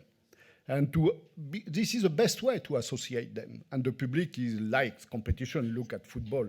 They are attracted by competition. So let's try to organize competition for the public.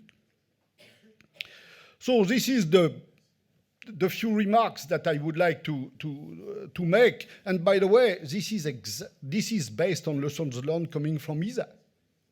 At ESA, the format of cooperation is very flexible. We have mandatory programs where all member states have to participate.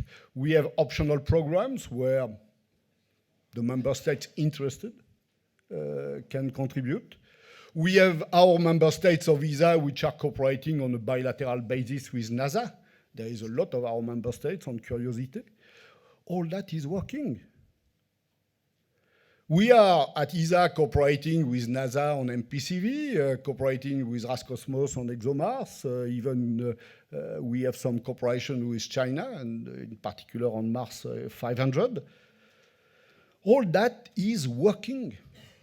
Again, we have not one format of cooperation. We have several formats of cooperation. The same on destination. I did not dare to choose one destination. So we have the International Space Station, we have Mars, we have the Moon, and by the way, next year we shall land on the comet. We shall dock to a comet. Yes, I know that we shall not land on the comet, but we shall dock to a comet next year. And this is, by the way, a cooperation between Germany and ESA. So we have different destinations, and these different destinations are picked up by the different member states according to their motivations and according to their capabilities. And by the way, at ESA, transportation is certainly the field where the cooperation is the most important. All the member states, they are cooperating on transportation. They can compete on technology, and they are competing on technology and science, but they are cooperating on transportation.